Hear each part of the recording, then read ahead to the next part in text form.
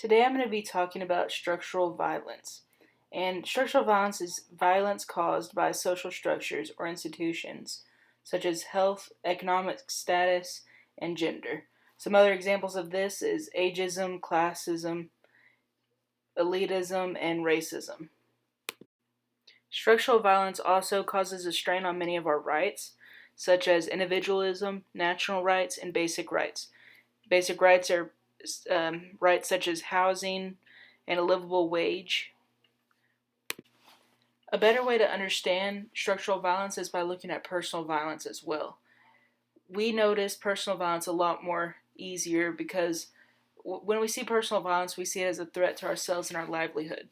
But structural violence is sometimes not perceived at all, and it can be silent and does not show because structural violence a lot of times seems natural to us. It seems like just our day-to-day life.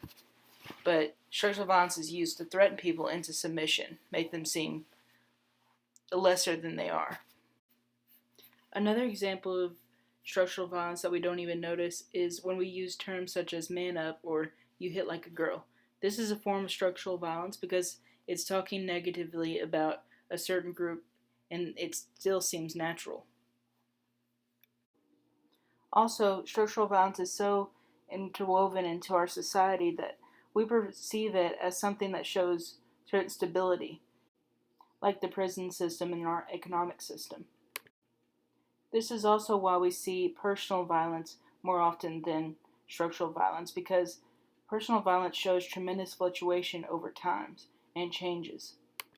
Also, structural violence still exists because it's embedded in our politics and economic organization in our society. The people who benefit from structural violence also try to preserve the status quo in order to protect their interest. This is why it's hard to see this all of the time. It is also hard to change things because the people in power who can make the difference really don't want to because it's not in their interest to do so. Structural violence comes from historic roots and it's integrated into our modern society. Some examples of this is slavery, immigration, and policies. People also use history to try to cover up the current structural violence. One example of this is when you hear something like, oh, well, we've come a long way in regards to slavery. And yes, that's true, but there's still structural violence that's connected with that history. So if we're not careful, history could repeat itself. Also, structural violence is a human rights violation. Specifically, it adds to the unequal distribution of power in the global financial institutions and results in global inequality and therefore insists on international assistance to remedy this glaring injustice. In other words, structural violence makes it so the lower class needs assistance in order to catch up, even a little. And obviously, the assistance isn't enough to reach the same success as the more powerful class. For the most part, the assistance needed by the lower class is just enough for them to get by. Therefore, the poor stay poor and the rich stay rich. In order to stop structural violence, we must first acknowledge that it exists.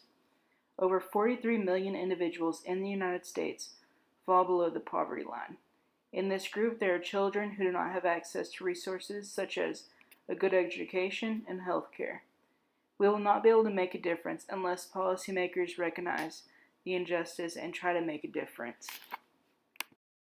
So in conclusion, it's very hard for us to see and recognize structural violence because we're so used to it.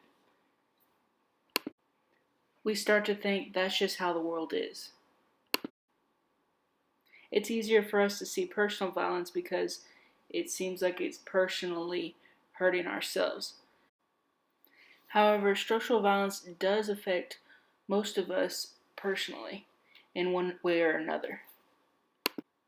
And lastly, we mainly hear the media talk about individual or personal violence because it's injuries that's directed by one person against another person.